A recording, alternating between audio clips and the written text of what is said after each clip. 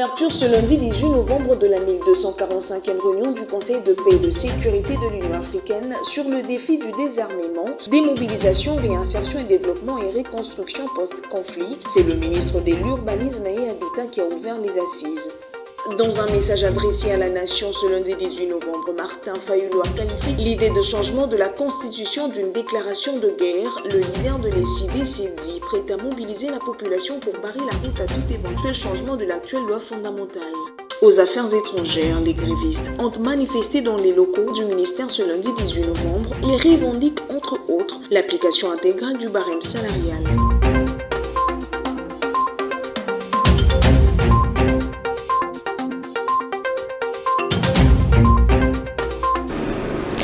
« 18e jour du 11e mois de l'an 2024. Madame, Messieurs, bonsoir et bienvenue à cette grande édition qui commence par cette brève illustrée.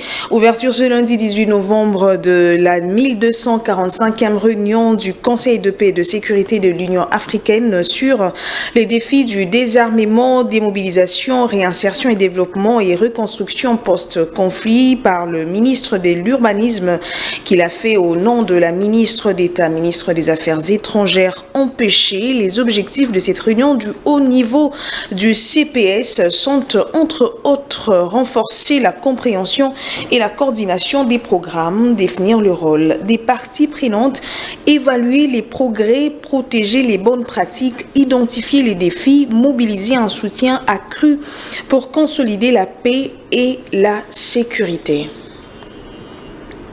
Et puis au deuxième jour de son itinérance dans les Hauts-Katanga, le chef de l'État Félix-Antoine Tshisekedi Tshilombo a relancé dimanche la production du zinc à la mine de Kipushi Corporation Kiko. Depuis 30 ans à l'arrêt, la relance de l'entreprise Kiko vient de redonner vie au territoire des Kipushi situé à 30 km de la ville de Lubumbashi sur plusieurs aspects de la vie. Une action saluée par les habitants de ce coin du pays. Ida Maloba nous en dit plus.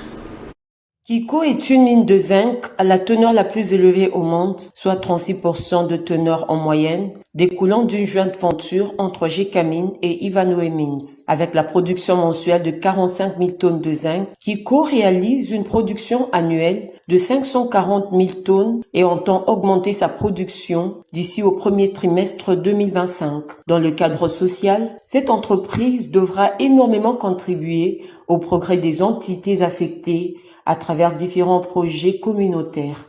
Cette activité va créer beaucoup d'emplois et cet emploi sera, je dirais, offert aux communautés locales. Donc là, c'est un élément très important. Mais également, sur les aspects de maximisation de recettes, nous pouvons assurer que cette usine payera les droits et taxes qui doivent être faits et cela va contribuer davantage au niveau du budget national.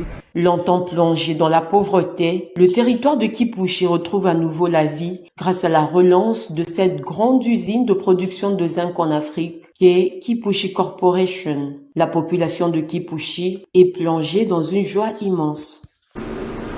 Et bien avant la relance par le président de la République, le VPAM de l'Intérieur, présent à ces assises, Jacquemaine Chabani s'est exprimé au sujet de la problématique de la sécurisation des sites miniers. À en croire, une nouvelle stratégie est en train d'être mise en place autour du ministère de l'Intérieur en vue de la sécurisation des sites miniers à travers le pays. Damaloba revient. Ici, je peux aussi souligner le fait que les ministères concernés, hydrocarbures, mines, défense, autour du ministère de l'Intérieur, nous sommes en train de mettre en place une nouvelle stratégie sur les instructions du président de la République pour la sécurisation des sites miniers.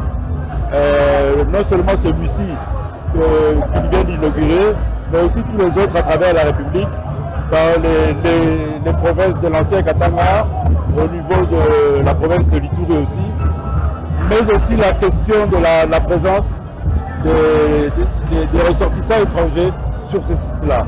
C'est une problématique qui est prise en charge par le gouvernement et je crois qu'au fur et à mesure qu'on avance, c'est ça qui encourage les investisseurs à venir et à s'implanter et à y mettre de leurs moyens pour faire en sorte qu'avec eux et le gouvernement, nous puissions exploiter au bénéfice de nos populations ces mines.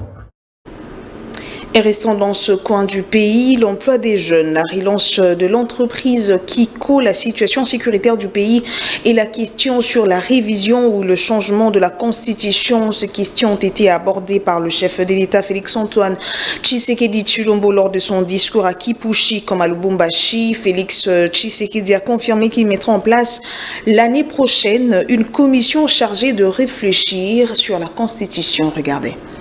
Je redis ici ce que j'ai dit hier. L'année prochaine, dès que le moment arrivera, nous allons mettre sur pied une commission qui va se pencher sur l'examen de cette constitution et ensuite proposer dans un premier temps aux élus ce qu'il y a lieu de faire, quitte à arriver jusque même à la consultation populaire. Vous savez très bien, chers compatriotes, que notre pays est en danger. Notre pays est envié par certains voisins belliqueux qui mettent tout en œuvre pour déstabiliser la République démocratique du Congo. Et malheureusement, ils sont aidés dans cette basse besogne par certains de nos compatriotes. Et parmi les zones visées dans notre pays, il y a le Haut-Katanga. Voilà pourquoi, chers jeunes, parce que c'est à vous qu'ils vont chercher à s'adresser pour vous manipuler et vous entraîner dans les activités de groupes armés qui vont vous obliger à prendre des armes et à les retourner contre vos propres frères, vos propres sœurs, vos propres parents. Lorsque ces gens-là viendront vous solliciter, je vous demande de leur opposer l'esprit patriotique. Et dans un autre chapitre, les Congolais ayant opté pour une autre nationalité voudraient garder leur nationalité d'origine. L'ayant abordé avec la première ministre à Ottawa, ils tiennent à l'irrévocabilité de cette dernière. En réponse, Judith Suminwa Tuluka pense que le seul moyen d'y parvenir est la révision de la Constitution telle que voulue par le président de la République. On fait le point avec Patrick Isobokuma Bongese. Quand vous me dites que vous voulez une loi sur l'irrévocabilité de la nationalité congolaise d'origine, vous savez ce qui est inscrit dans notre Constitution. Et vous savez que le seul moyen de le faire, c'est de réviser certaines choses, n'est-ce pas? Nous n'avons pas le choix. Le président de la République, lors de son premier mandat, avait indiqué qu'il était important de pouvoir tenir compte de cette problématique-là. Parce que tout Congolais d'origine, quelle que soit sa nationalité actuelle, il garde son esprit chez nous, n'est-ce pas? Et il est important de donner l'opportunité à ces Congolais-là de pouvoir rentrer au pays, de pouvoir jouer leur rôle en ne perdant pas cette nationalité. Et c'est pour ça que quand on dit notamment qu'il y a besoin de réviser certains aspects de la Constitution, certains articles, il s'agit bien de cela. Je pense que le président de la République, hier, il était à Lubumbashi, il a bien dit clairement qu'il ne s'agit pas de lui de briguer un troisième mandat, mais il s'agit pour lui de voir comment amender un certain nombre d'articles parce que le monde évolue. La RDC, la République démocratique du Congo, évolue et il faut absolument pouvoir aujourd'hui faire les ajustements nécessaires. Il n'y a pas de révision ni changement de la Constitution en République démocratique du Congo. Les propos sont du président de l'ECD, Martin Fayulu, promet de faire échec à la démarche soutenue par Félix-Antoine Tshisekedi, notamment lors de son meeting à Lubumbashi, dans la province du Haut-Katanga. Dans un message adressé à la nation ce lundi 18 novembre 2024, le leader de l'ECD considère la position du chef de l'État comme une déclaration de guerre. C'est lui qui se considère comme le président élu et légitime menace démobiliser la population pour barrer la route à tout éventuel changement de l'actuelle loi fondamentale. Ces propos ont été recueillis ici pour vous par Rachela Dassaliwala. Monsieur Félix Tshisekedi joue avec le feu comme un gamin. Il continue de jouer avec le feu. Il vient de déclarer la guerre au peuple congolais. Comme Aki Sangani, il vient de réitérer sa position de changer la constitution à Lubumbashi. Mais laissez-moi vous dire qu'il ne réussira pas. Il ne réussira pas parce que je veux me mettre debout avec vous, peuple congolais, pour lui barrer la route. Il ne va pas réussir son projet funeste. Il n'est pas Dieu. Il n'est pas Alpha et Oméga. Qu'il sache que la constitution congolaise, et vous devez le savoir, elle a été rédigée par les Congolais au Congo, pas par les étrangers. Qu'il sache que lui n'a jamais gagné une élection, qu'il sache qu'en 2018, j'ai gagné. Il le sait avec 62,11%, qu'il a usurpé le pouvoir. Et qu'il sache qu'en 2023, il a organisé un simulacre d'élection. Donc, peuple congolais, vous avez vos représentants légitimes. Je suis votre commandant, le président élu. Donc, vous ne pouvez pas écouter Tshisekedi, ou Tshisekedi ne peut pas vous faire peur. Il va voir ce que les Congolais vont lui réserver. Et je suis là et je serai devant vous. Monsieur Tshisekedi, il parle de l'article 217. Mais je lui demande qu'il aille lire cet article et qu'il complète sa lecture avec l'article 214. Comme sa première ministre, lui vient démontrer qu'il ne connaît pas la Constitution. C'est grave. Ce n'est pas lui qui a amené le pays à l'EAC. C'est lui qui a fait adhérer le pays à l'EAC. C'était quoi l'EAC? Est-ce qu'il a compris les conséquences? À l'EAC, c'est là où certains pays africains pouvaient prendre certaines portions de notre territoire. Pas la Constitution. Qu'il me cite un seul article de la Constitution qui l'empêche de récupérer Bunagana et les 120 autres localités occupées aujourd'hui par le M23. Qu'il me donne.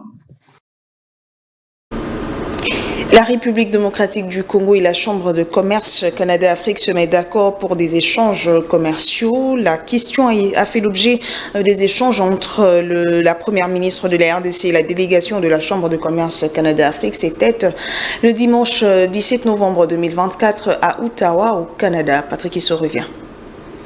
C'est une rencontre qui valait son pesant d'or. Judith Soubinois, qui est à Ottawa, prendre part au forum African Accelerating, a échangé avec une délégation des organisateurs de ces assises. Dans son speech, la première ministre de la RDC a mis en exergue l'expertise du Canada dans un certain nombre de secteurs, notamment les mines, l'énergie et même la technologie.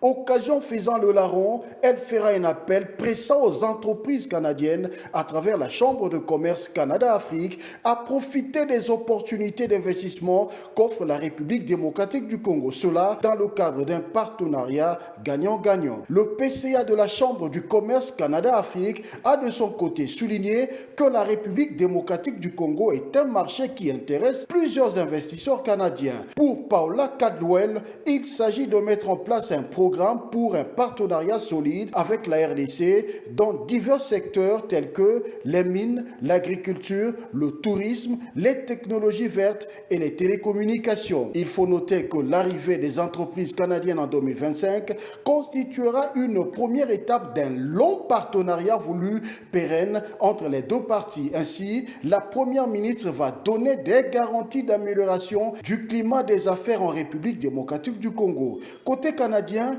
l'espoir de voir les rapports commerciaux entre les deux parties aller de manière croissante grâce à la détermination du nouveau leadership congolais est souhaité.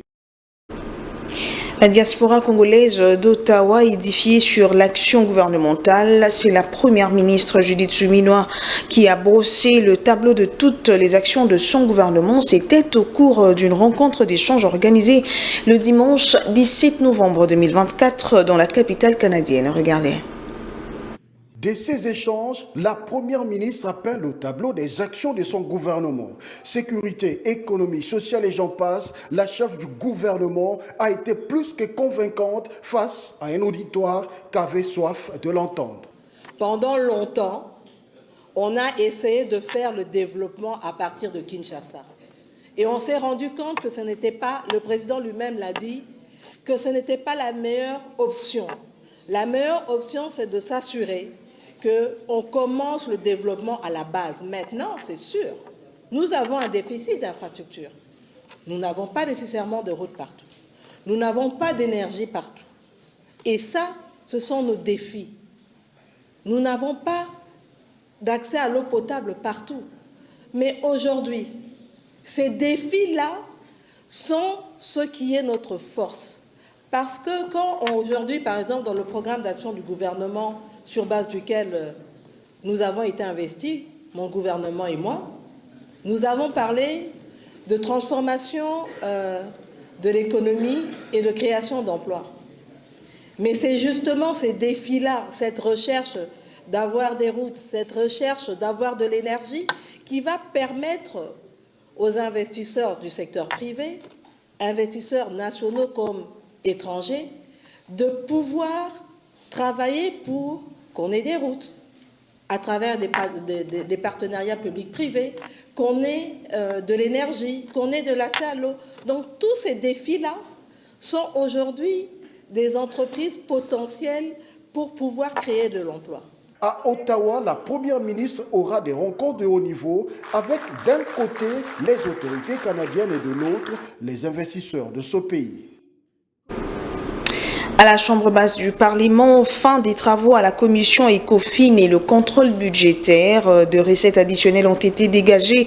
Le budget a été légèrement revu à la hausse. C'est le président de cette commission qui l'a dit à la clôture de ces travaux. À la nuit du dimanche à ce lundi, le député national Guy Mafuta Kabongo relève plusieurs avancées, notamment l'augmentation du budget dans le secteur vitaux de la nation. Rachel Adasalioala.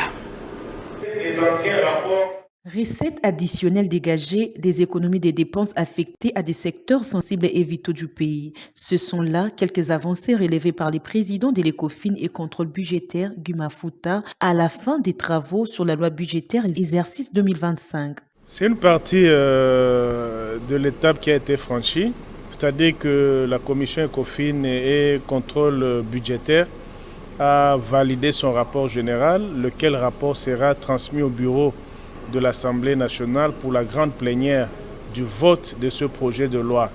Mais je dois avouer que l'essentiel a été fait en termes d'examen approfondi. Nous avons pu dégager des recettes additionnelles et des économies de dépenses, lesquelles ont été affectées à des secteurs sensibles et vitaux pour l'avenir de notre pays. Voilà ce que nous avons fait. Oui, on a revu à la hausse, pas trop, mais on est quand même allé au-delà parce qu'on a dégagé beaucoup de recettes additionnelles. Nous avons renouvelé ou refait les assignations pour les régies et je crois qu'il y a eu des procès-verbaux qui ont été signés. Ils se sont engagés à vouloir les atteindre. Je crois qu'on a retouché un peu, le budget a été légèrement revu à la hausse. C'est à la plénière, oui, mais nous avons les éléments techniques qui sont assis sur certains faits concrets, sur certaines réformes qui ont été levées par le gouvernement, lesquelles réformes auront des incidences sur les recettes, sur la mobilisation des recettes. Voilà ce qui a basé également les options qu'on a levées ici. Il s'est noté que ce rapport validé sera transmis au bureau de l'Assemblée nationale pour la plénière du vote de la loi budgétaire exercice 2025. Un reportage signé Rachel Adasaliwala et Sea Mbavou. À un mois de la clôture du premier trimestre de l'année scolaire 2024-2025, la synergie de syndicats des enseignants de la RDC décide de poursuivre son mouvement de grève. C'était à l'issue de la tenue le week-end dernier de l'Assemblée générale de l'évaluation du dit mouvement de grève décrété depuis la rentrée scolaire. Par ailleurs, cette synergie exige la convocation par les gouvernements centraux des travaux sur la politique salariale en République démocratique du Congo. Je vous propose de suivre le propos de Jean Bosco Puna recueilli par Rachel Mavitili.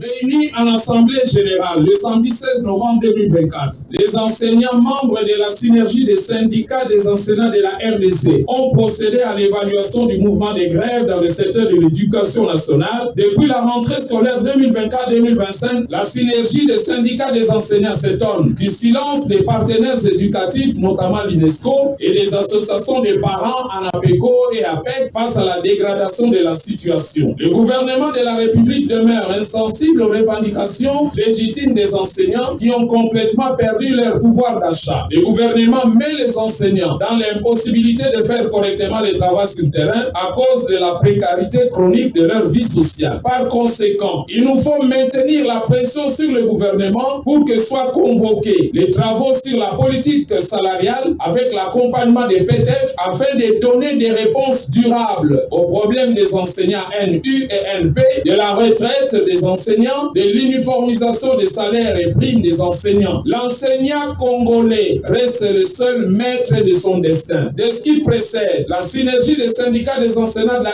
RDC sur mandat des enseignants, réunis en Assemblée générale extraordinaire, décide de la reconduction de la grève dans le secteur de l'éducation nationale et invite les enseignants au respect du présent mot d'ordre jusqu'à nouvel ordre.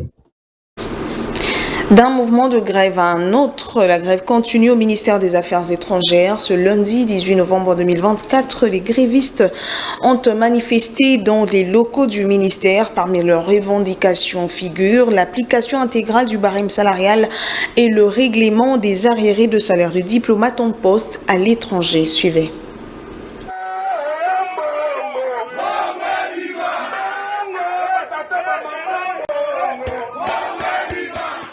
Ces agents grévistes disent ne pas lâcher jusqu'à obtenir gain de cause.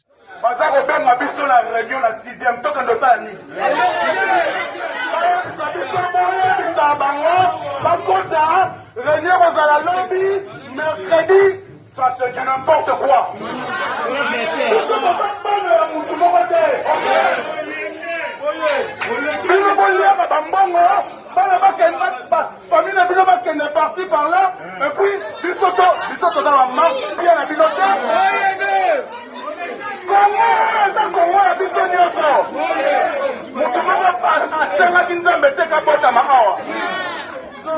Comme président, même à Zalera, même on a banque, donc on va les porte, même on a banque, même on a banque. En grève depuis le 13 novembre, ces agents du ministère des Affaires étrangères réclament notamment l'application totale des barèmes salariales ainsi que le paiement des arriérés des salaires des diplomates en poste. Les grévistes indexent le ministre du Budget, Aimé Boji, qui n'a pas respecté ses engagements pris avec les bancs syndicales le 30 juillet dernier.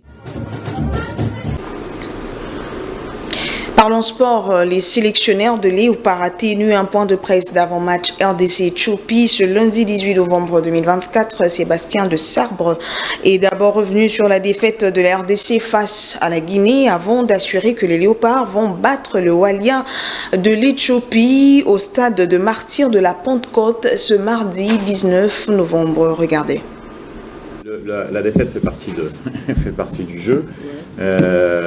Surtout, on a été déçus parce qu'elle intervient à un moment où, qui est crucial dans un match. Ce sont les arrêts de jeu. On a joué une bonne équipe de Guinée.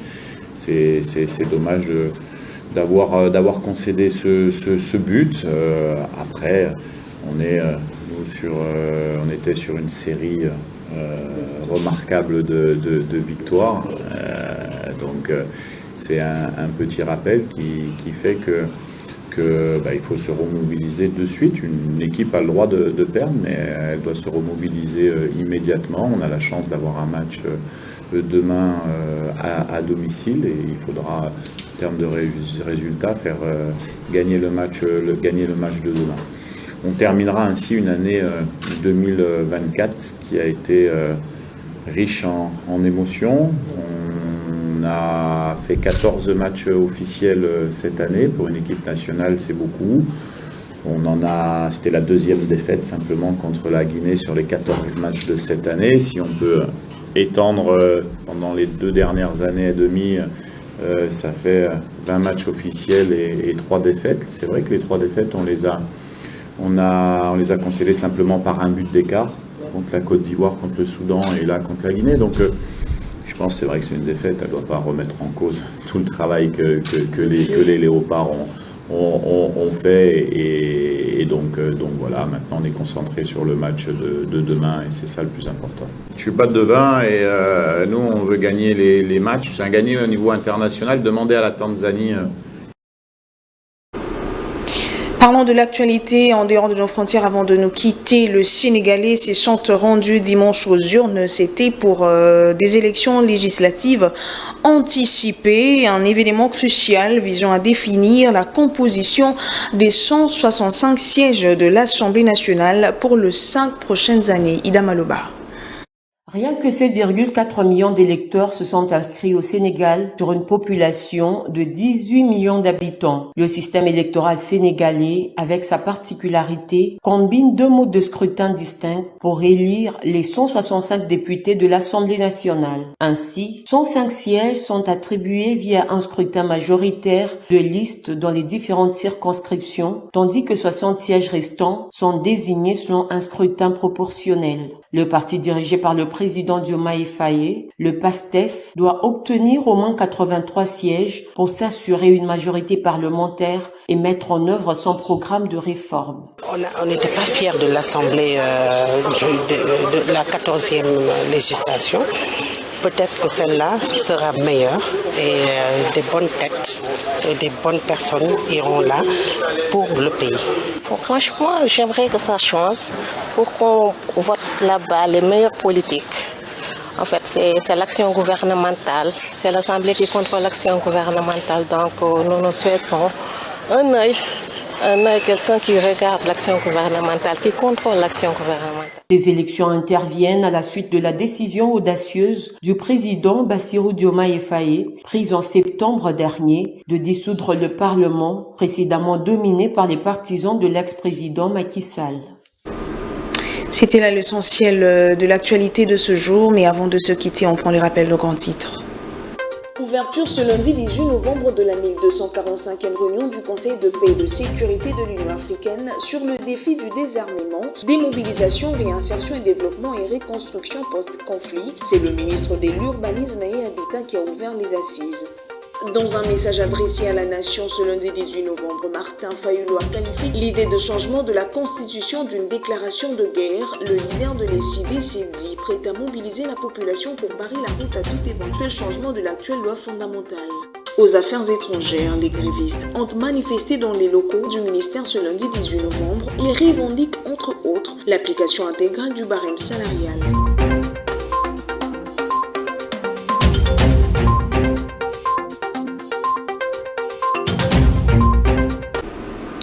Tout le plaisir était pour moi de vous présenter cette grande édition assurée par Achela Dessalouala et Trésor Birundois. Madame, messieurs, on se retrouve demain à 19h30 sur Vert Pâturage Télévision. D'ici là, portez-vous bien. Bonsoir chez vous et bon début de semaine. Au revoir.